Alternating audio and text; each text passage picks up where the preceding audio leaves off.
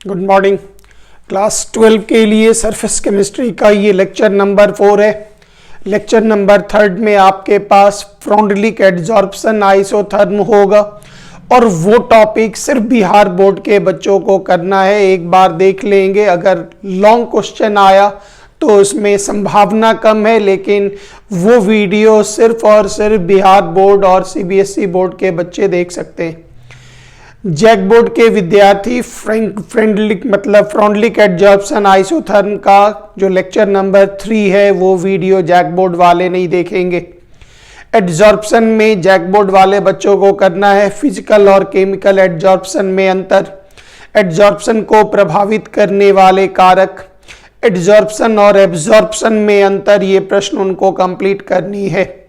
अब आ जाइए, एक छोटा सा टॉपिक, ये लेक्चर नंबर 4 है, एक क्लास का टॉपिक है और इस टॉपिक का नाम है कैटलिस्ट। मतलब आज के लिए जो आप टॉपिक पढ़ेंगे इसमें आपको कैटलिस्ट के बारे में जानना है। एक एक करके टर्म आइए। किसी भी रिएक्शन में, जैसे यहां पर एक रिएक्शन हम आपको दे रहे, जैसे मान लेते हैं हमने लिया पोटाशियम क्लोरेट। इस पोटाशियम क्लोरेट को जब आप हीट करेंगे तो प्रोडक्ट बना पोटाशियम क्लोराइड, साथ में बाहर निकला ऑक्सीजन।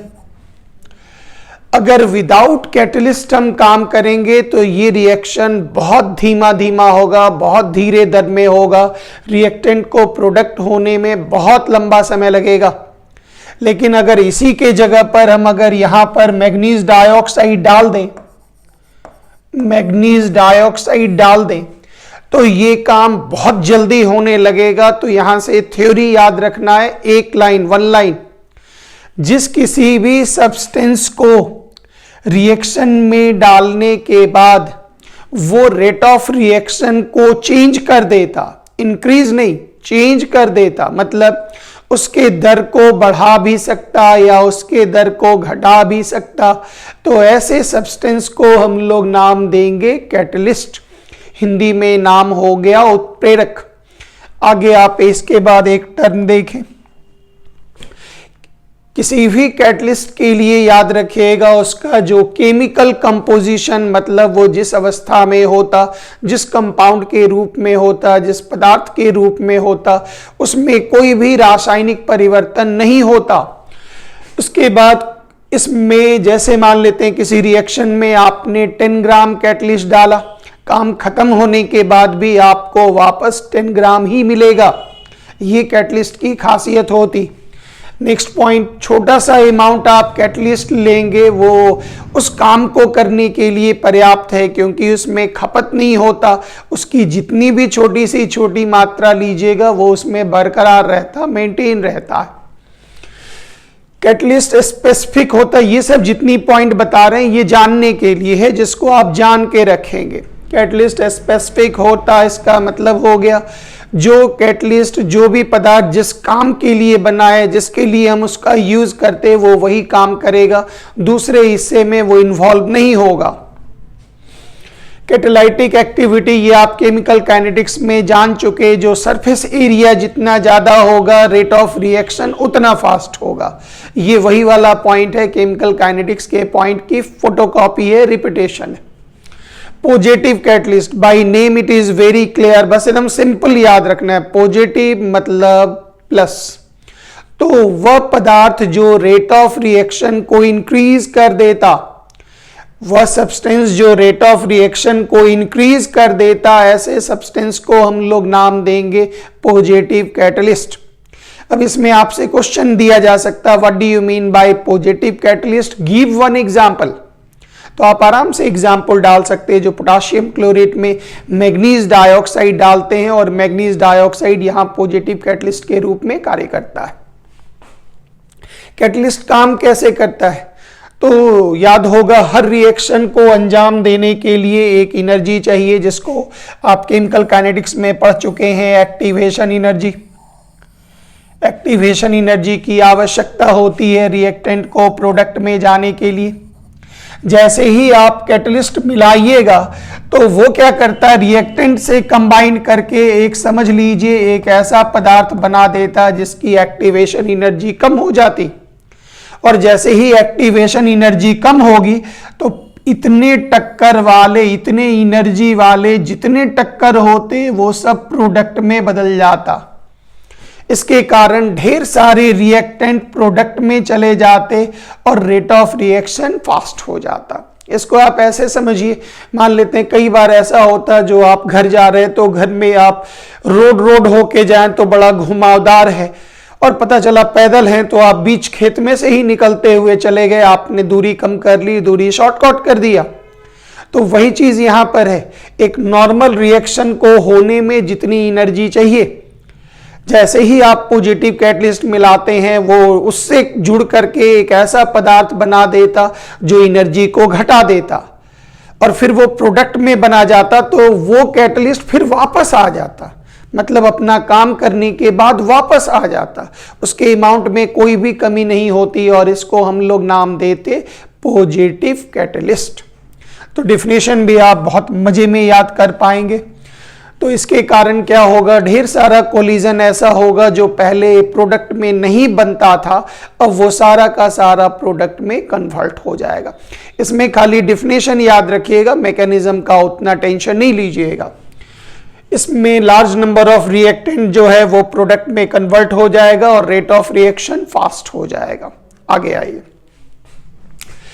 पॉजिटिव कैटलिस्ट क्या होता तो गौर करिए, ये एक रिएक्टेंट है और इस रिएक्शन को अंजाम देने के लिए एक्टिवेशन एनर्जी लगा, लेकिन जैसे ही आपने पॉजिटिव कैटलिस्ट डाला तो वो इस एनर्जी के लेवल को घटा दिया।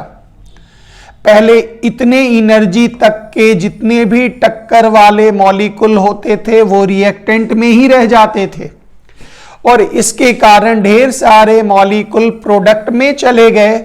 ज्यादा मॉलिक्यूल प्रोडक्ट में चला गया तो ऑटोमेटिक है रेट ऑफ रिएक्शन का मान क्या होगा, फास्ट। तो मतलब यहां से पॉइंट, एक छोटा सा पॉइंट जानने के लिए हुआ, जो पॉजिटिव कैटलिस्ट एक्टिवेशन एनर्जी को डिक्रीज कर देता है जिसके कारण रेट ऑफ रिएक्शन फास्ट हो जाता है। नेक्स्ट आइए अगले पोर्शन पर, निगेटिव कैटलिस्ट। नाम से ही क्लियर है, रेट ऑफ रिएक्शन को वो स्लो कर देता, रेट घटा देता, उसको नाम देते निगेटिव कैटलिस्ट। जैसे आपके इर्द गिर्द मान लेते हैं आप स्टडी कर रहे, कोई ऐसा है जो आपकी एनर्जी को, आपके रेट को, पढ़ने के रेट को बढ़ा रहा, मतलब आपको इनकरेज कर रहा, उत्साह बढ़ा रहा, जल्दी करो और बड़ा मजा आएगा, एग्जाम करीब है, मेहनत करो, कर लोगे, संभव है, तो वो कहलाएगा पॉजिटिव कैटलिस्ट। और कोई स्टूडेंट खुद ही पढ़ लिया और आपको डिस्टर्ब करने के लिए आ गया, नहीं पढ़ने दे रहा, तो वो आपके लिए हो गया निगेटिव कैटलिस्ट। मतलब वो अपना काम नहीं करने देता, आपके रेट को, पढ़ने के दर को स्लो कर रहा, तो उसको नाम देंगे निगेटिव कैटलिस्ट। पॉइंट वगैरह उतना इंपॉर्टेंट नहीं, ये क्या करता है, एक्टिवेशन एनर्जी के बैरियर को बढ़ा देता है। एक्टिवेशन एनर्जी के बैरियर को बढ़ाने का मतलब, याद कीजिए, पहले इतने एनर्जी तक के सारे सब्सटेंस इससे ऊपर एनर्जी वाले प्रोडक्ट में चले जाते थे, अब ये एनर्जी को बढ़ा दिया, ऑटोमेटिक है ढेर सारे रिएक्टेंट प्रोडक्ट में नहीं जा पाएंगे, रेट ऑफ रिएक्शन स्लो हो गया, इसी को हम लोग नाम देंगे नेगेटिव कैटलिस्ट। अब क्लासिफिकेशन कैटलिस्ट को आप कैसे करेंगे, तो बहुत इजी है, वर्ड खाली याद रखना है, होमोजेनस कैटलिस्ट। होमो मतलब इक्वल, सेम।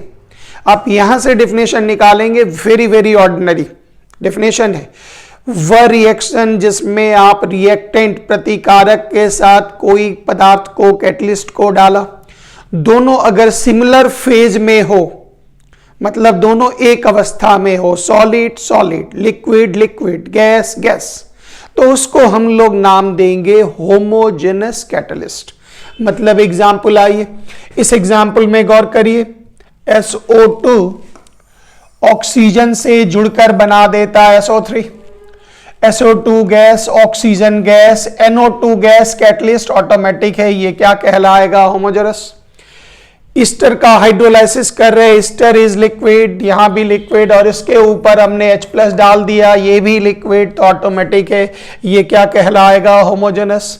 हेट्रोजेनस, जिसमें रिएक्टेंट प्रतिकारक की भौतिक अवस्था, भौतिक अवस्था नहीं, एक्चुअली वो फेज बोला जाता, लेकिन समझने के लिए आप कर लें, कोई दिक्कत नहीं।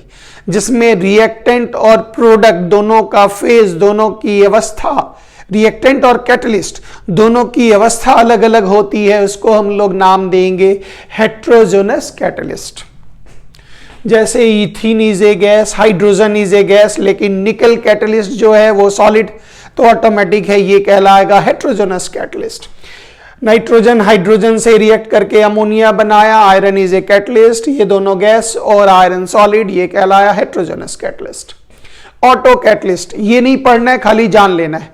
अगर किसी रिएक्शन का कोई प्रोडक्ट ही कैटलिस्ट के रूप में कार्य करने लगे, जैसे ईस्टर का हाइड्रोलाइसिस करने के लिए हमें H+ की आवश्यकता है, मतलब हाइड्रोलाइसिस करने के लिए वाटर में जैसे ही H+ आप डालेंगे तब इन दोनों के बीच में बॉन्ड टूटेगा और तब रिएक्शन होगा।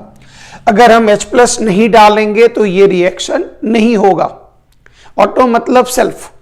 तो यहां पे क्या है, हम कैटलिस्ट अगर नहीं डाल रहे तो वाटर के मॉलिक्यूल धीरे धीरे टूटेंगे, रिएक्शन भी धीरे धीरे होगा। याद कीजिए, delta minus delta plus, bond टूटा, ये जुड़ा प्लस, ये जुड़ा माइनस, धीरे धीरे काम होगा। लेकिन जो प्रोडक्ट बना, याद कीजिए इसका नाम हो गया एसिटिक एसिड, और याद होगा एसिड वह पदार्थ है जो H+ देता और इस H+ के कारण वाटर का और मॉलिक्यूल टूटने लगा। तो थ्योरी यहां से संभालिएगा।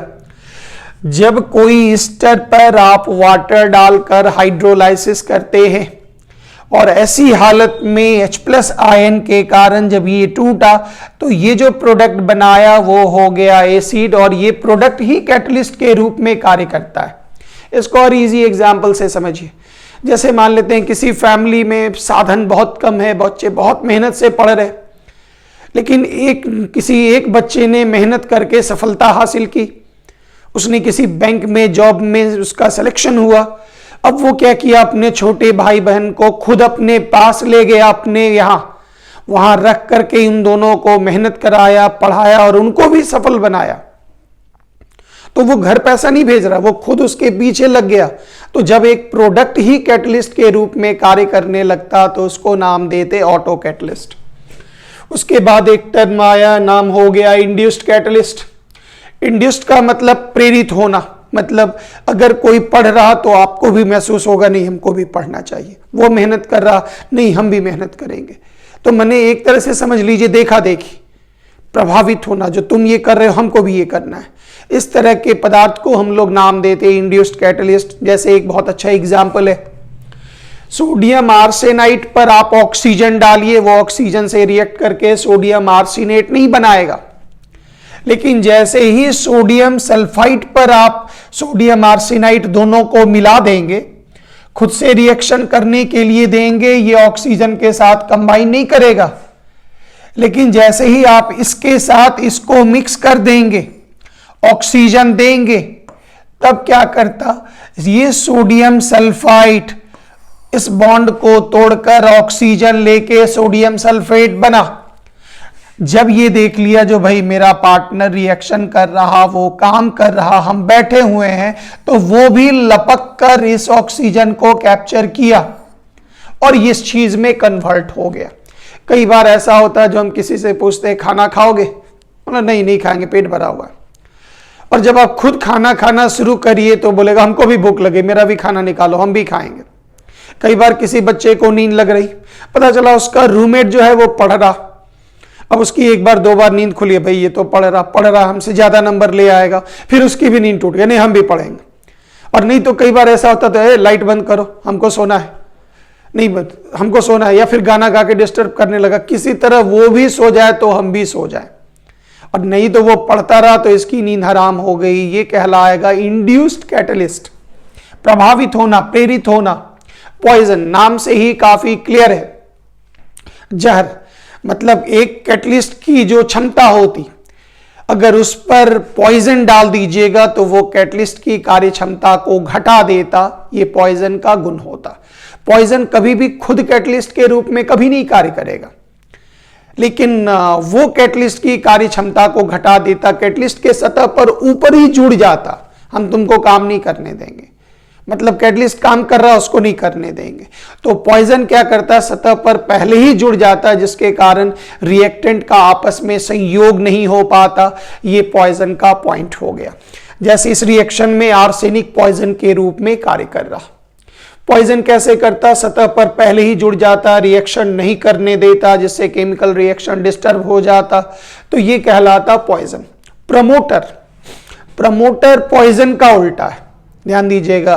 प्रमोटर खुद एक कैटलिस्ट नहीं है, लेकिन ये अगर कैटलिस्ट में मिला दीजिए तो कैटलिस्ट की कार्य क्षमता को कई गुना बढ़ा देता, इसी को हम लोग नाम देते प्रमोटर।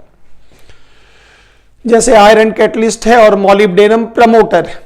ये टॉपिक आपका 1 क्लास का टॉपिक, कैटलिस्ट में डिफिनेशन खाली ध्यान दीजिएगा। इसमें एंजाइम टर्म जो है वो बायोमोलिकुल्स वाले सर आपको एंजाइम उसी में जोड़ देंगे ताकि आप एंजाइम के बारे में पूरी जानकारी आप सीख सके। एक वर्ड और सीख लें, एक टर्म होता, नाम होता सेफ सेलेक्टिव कैटलिस्ट, नाम है जियोलाइट। वो क्या होता है, एक तरह से समझ लीजिए वो चलनी का, छन्ना का काम करता, जो बड़े आकार के पार्टिकल हैं उसको रोक लेता और छोटे आकार के पार्टिकल को आर पार जाने देता। तो एक टर्म है, पूछा जाता what do you mean by zeolite, तो आप देंगे जियोलाइट एक सेफ सेलेक्टिव कैटलिस्ट, मतलब वो आकार के आधार पर चीजों को अलग अलग भाग में बांटता, मतलब उसमें महीन महीन छिद्र होते, छोटे कणों को आर पार जाने देता और बड़े कणों को आर पार नहीं जाने देता। इस कैटलिस्ट को हम लोग नाम देते जियोलाइट सेफ सेलेक्टिव कैटलिस्ट। ये एक एल्यूमिनो सिलिकेट पदार्थ होता जिसमें महीन महीन छिद्र होता। समझ लीजिए ना, छानने के लिए जो आप इस्तेमाल करते या चालने के लिए जो इस्तेमाल करते, महीन कण आर पार चले गए, बड़े कण रह गए, इसी को हम लोग नाम देते जियोलाइट सेफ सेलेक्टिव कैटलिस्ट। ये टॉपिक आपका समाप्त हुआ। Thank you very much. अगला वीडियो हम आपका स्टार्ट करेंगे कोलाइड। लेक्चर नंबर 3 जो फ्रंट लिख दे रहे हैं वो सिर्फ और सिर्फ बिहार बोर्ड के बच्चे देख लेंगे। बहुत डिफिकल्ट लगेगा तो आप छोड़ दीजिएगा, पैनिक नहीं होइएगा, परेशान नहीं होइएगा। कोलाइड जल्दी खत्म करेंगे और इसके बाद न्यू टॉपिक डालेंगे सॉलिड स्टेट। वो जल्दी करने के बाद तब हम आपको अगला टॉपिक फिर नया इंट्रोड्यूस करेंगे। Thank you very much. जय